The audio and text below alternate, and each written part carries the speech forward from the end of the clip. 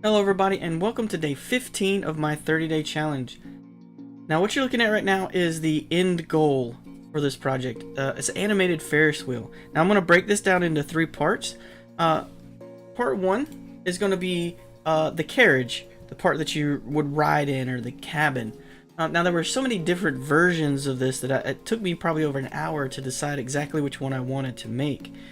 Now in Krita here I'm using the mirror tool to help me create both sides at once, so I don't have to try and mirror my own drawings. It actually works fairly well. I like the result of the mirror tool. Now after that we're going to jump into Blender and just start with a cylinder, scale it flat, and then inset and extrude up the sides. Now to make the seats here, I actually decided to just duplicate the first three faces and then pull the center face out so that the corners stayed in place. After that, I just create some more cylinders and scale them down for the railings on the side. And then I make a bigger cylinder in the center for the actual support with the triangle or umbrella shaped top. And it's just a matter of extruding and insetting and just getting things lined up the way you want to, getting everything pulled into place. And just duplicate the center pillar to make the top support. And this is actually the support that's going to hang on the Ferris wheel so that the cabin is suspended between the two circle supports. Played around with the different scaling to figure out what the sides are. These two center pieces are for that's the door to keep you from falling out. Then after that I'm just going to go through and try and get it sized the way I want it.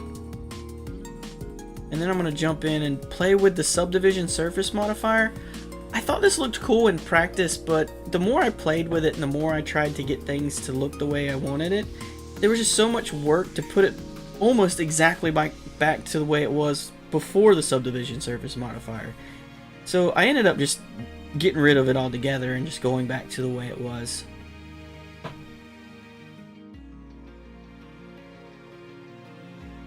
And after that I'm just going to go in and put in some materials, give it some color. Now I did continue to play with the model after the video was finished recording as I went through and did the Ferris wheel and animated it. So the colors changed just slightly, but mostly they just got a little bit darker. I didn't really change the colors any, just how dark they were.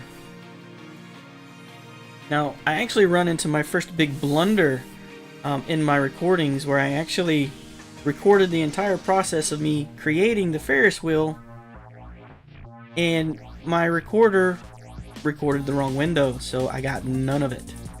But I'm gonna go through and redo that part, and then the third video will actually be of me animating the Ferris wheel, which takes quite a bit to get through with all the physics and adding the pivot points for the hinges and stuff like that. But it was a lot of fun. I had a lot of fun learning the different steps for today.